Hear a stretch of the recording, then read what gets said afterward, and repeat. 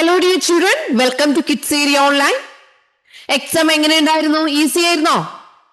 എല്ലാവരും എല്ലാ ക്വസ്റ്റ്യൻസും അറ്റൻഡ് ചെയ്തോ? യെസ്. ഓക്കെ, അപ്പോൾ നമുക്ക് ആൻസേഴ്സ് ഒക്കെ ശരിയാണോ നോക്കാം. അതിനു മുൻപ് കിഡ്സ് ഏരിയ ഓൺലൈൻ ഈ വെക്കേഷനിൽ ഏപ്രിൽ 1 മുതൽ വെക്കേഷൻ ക്ലാസ്സുകൾ ആരംഭിക്കുകയാണ്. ഏപ്രിൽ 1 മുതലാണ് വെക്കേഷൻ ക്ലാസ്സുകൾ സ്റ്റാർട്ട് ചെയ്യുന്നത്. ഒത്തിരി കോഴ്സുകൾ ഈ വെക്കേഷനിൽ കുട്ടികൾക്കായിട്ട് ഒരുക്കിയിട്ടുണ്ട്. മലയാളം, ഇംഗ്ലീഷ്, ഹിന്ദി ഈ വിഷയങ്ങളിലുള്ള റീഡിംഗ് ആൻഡ് റൈറ്റിംഗ് ക്ലാസ്സസ് ഒരുക്കിയിട്ടുണ്ട്. മലയാളം എഴുതാനും കൂട്ടി വായിക്കാനും കൂട്ടി എഴുതാനും ബുദ്ധിമുട്ടുള്ള കുട്ടികളുണ്ടാവും. ഇംഗ്ലീഷ് കൂട്ടി എഴുതാനും കൂട്ടി വായിക്കാനും അറിയാത്ത കുട്ടികളുണ്ടാവും. ഹിന്ദിയും അതുപോലെ കൂട്ടി എഴുതാനും കൂട്ടി വായിക്കാനും അറിയാത്ത കുട്ടികളുണ്ടാവും. അവർക്കായിട്ടുള്ള ക്ലാസ്സുകളാണ് മലയാളം, ഇംഗ്ലീഷ്, ഹിന്ദി ഇവയിൽ റീഡിംഗ് ആൻഡ് റൈറ്റിംഗ് ക്ലാസ്സസ്. ഇനി ലെറ്റേഴ്സ് അറിയാത്ത കുട്ടികളാണെങ്കിൽ ലെറ്റേഴ്സിന്റെ ക്ലാസ്സും അവൈലബിൾ ആണ്. സ്പോക്കൺ ഇംഗ്ലീഷ് ക്ലാസ്സസ്, കുട്ടികൾക്കായുള്ള സ്പോക്കൺ ഇംഗ്ലീഷ് ക്ലാസ്സസ് ഈ അവധിക്കാലത്ത് കിഡ്സ് ഏരിയ ഓൺലൈൻ ക്രമീകരിച്ചിട്ടുണ്ട്. കുട്ടികൾ സ്വന്തമായിട്ട് സെന്റൻസ് ക്രിയേറ്റ് ചെയ്യാനായിട്ട് ഇംഗ്ലീഷ് ഗ്രാമർ അത്യാവശ്യമാണ്. അപ്പോൾ ഇംഗ്ലീഷ് ഗ്രാമർ ക്ലാസ്സുകൾ കുട്ടികൾക്കായിട്ട് ഈ വെക്കേഷനിൽ നൽകുന്നുണ്ട്. മാത്സ് ബേസിക് ക്ലാസ് നൽകുന്നുണ്ട്. Addition, subtraction, multiplication table, multiplication, division ഇതൊക്കെ ഇപ്പോഴും ഒത്തിരി കുട്ടികൾക്ക് ബുദ്ധിമുട്ടാണ്. അപ്പോൾ ഈ ബേസിക് കുട്ടികളെ പഠിപ്പിക്കാനായിട്ട് മാത്സ് ബേസിക് ക്ലാസ്സുകളും അവൈലബിൾ ആണ്. അതുപോലെ LKG, UKG ക്ലാസ്സുകൾ നെക്സ്റ്റ് ജൂൺ മുതൽ സ്റ്റാർട്ട് ചെയ്യുന്നുണ്ട്. നിങ്ങൾ ലോകത്തിന്റെ എവിടെയാണെങ്കിലും നിങ്ങളുടെ കുട്ടികളെ LKG, UKG പഠിപ്പിക്കാം. അതുപോലെ STD 1 മുതൽ STD 5 വരെയുള്ള കുട്ടികൾക്ക് ജൂൺ 1 മുതൽ ട്യൂഷൻ സ്റ്റാർട്ട് ചെയ്യുന്നുണ്ട്. ജൂൺ 1 മുതൽ ട്യൂഷനും സ്റ്റാർട്ട് ചെയ്യുന്നുണ്ട്. അത് നിങ്ങളുടെ ഓർമ്മയിൽ വെക്കുക. എല്ലാ ക്ലാസ്സുകളും വരുന്നത് സൂമിൽ ലൈവായിട്ടാണ് ക്ലാസ് വരുന്നത്. നിങ്ങൾ ആബ്സെന്റ് ആവുന്ന ദിവസങ്ങളിൽ റെക്കോർഡ് ക്ലാസ്സുകൾ നിങ്ങൾക്ക് അയച്ചു തരുന്നതാണ്. നിങ്ങൾ ചെയ്യുവാനുള്ളത്, നിങ്ങൾക്ക് ഏത് ക്ലാസ് ആണോ ആവശ്യം അതിനായിട്ട് ഇവിടെ നൽകിയിട്ടുള്ള വാട്സ്ആപ്പ് നമ്പറിൽ മെസ്സേജ് അയച്ചാൽ മതിയാകും. 9746487799. ഒരിക്കൽ കൂടി പറയാം, 9746487799 ഈ വാട്സ്ആപ്പ് നമ്പറിലേക്ക് മെസ്സേജ് അയക്കേണ്ടതാണ്.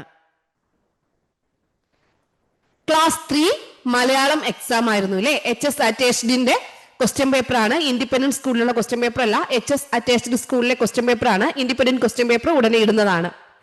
ഓക്കെ, അപ്പോൾ ഇതിലെ ക്വസ്റ്റ്യൻസ് നോക്കാം. ഒന്നാമത്തെ പ്രവർത്തനം വായിക്കാം എഴുതാം എന്നുള്ളതാണ്. ചെമ്പകപുരം ഡേറ്റ് ഉണ്ട്. പ്രിയ ജാനകി, നിനക്ക് സുഖമല്ലേ? എന്തൊക്കെയുണ്ട് വിശേഷങ്ങൾ? നിന്നോട് പറയാൻ രസമുള്ള ഒരുപാട് വിശേഷമുണ്ട്. നിയമസഭാ മന്ദിരത്തിൽ നടന്ന പുസ്തകോത്സവത്തിന് സ്കൂളിൽ നിന്ന് ഞങ്ങളെയും കൊണ്ടുപോയി. അമ്പമ്പോ, എന്തുമാത്രം പുസ്തകങ്ങളാണ് അവിടെ. പുസ്തക കാഴ്ചകളോടൊപ്പം ആകർഷകമായ വേറെയും പരിപാടികൾ ഉണ്ടായിരുന്നു.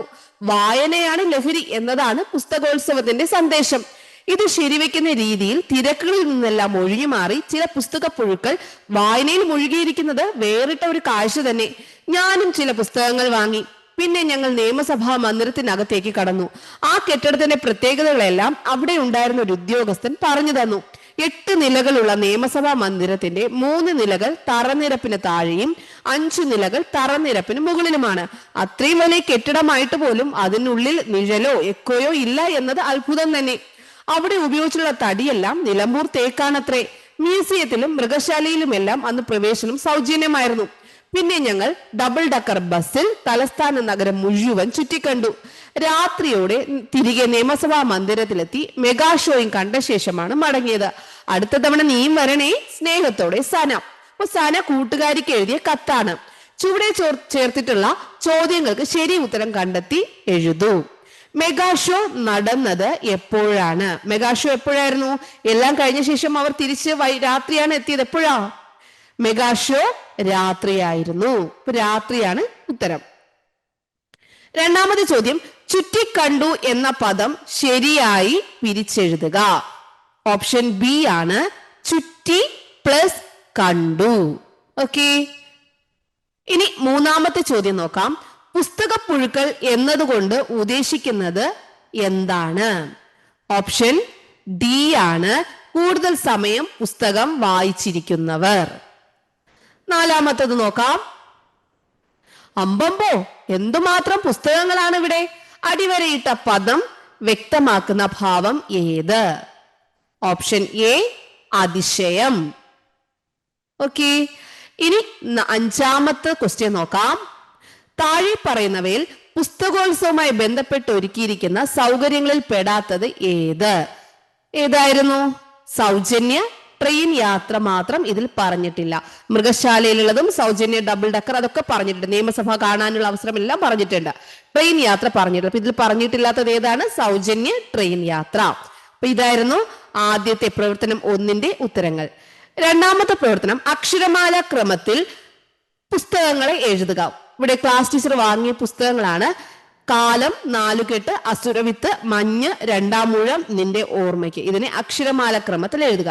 അപ്പോൾ ആദ്യം എഴുതേണ്ടത് അസുരവിത്ത്. ഒന്നാമത്തേത് അസുരവിത്ത്, രണ്ടാമത്തേത് കാലം, മൂന്നാമത്തേത് നാലുകെട്ട്,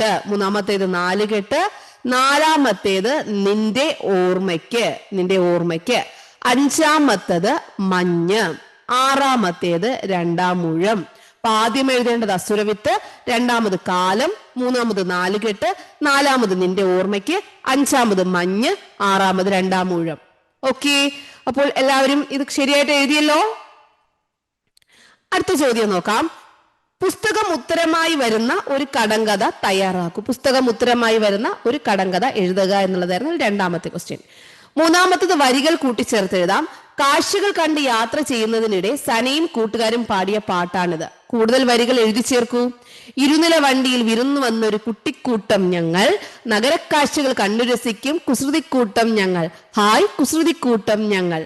അതുപോലെ ബാക്കിയുള്ള 4 വരി നിങ്ങൾ ഓരോരുത്തരും ഓരോ രീതിയിലായിരിക്കും എഴുതിയിട്ടുണ്ടാവും. 8 വരി, ഇവിടെ ഒരു 5 വരി ഉണ്ട്. അതുപോലെ വീണ്ടും 5 വരി, വീണ്ടും ഒരു 5 വരി. ഓക്കെ.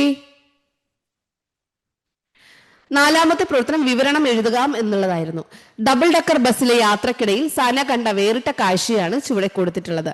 ഈ കാഴ്ചയെ ഒരു വിവരണമായി എഴുതൂ. ഈ ചിത്രത്തിൽ എന്താണോ കാണുന്നത് അതുമായി ബന്ധപ്പെട്ട് ഒരു വിവരണം തയ്യാറാക്കുക എന്നുള്ളതായിരുന്നു അടുത്ത പ്രവർത്തനം.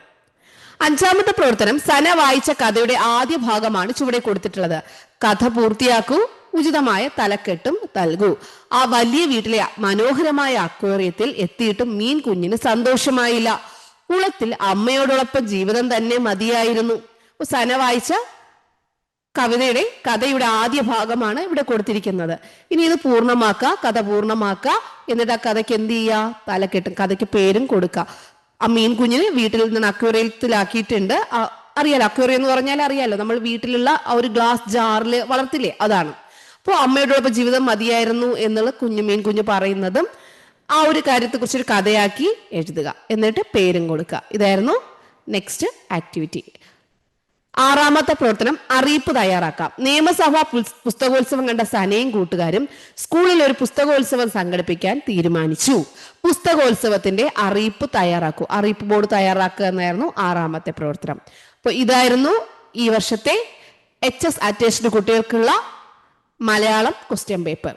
ഓക്കെ, എല്ലാവരും എക്സാം നല്ലതുപോലെ എഴുതിയല്ലോ. Okay children, bye bye, thank you.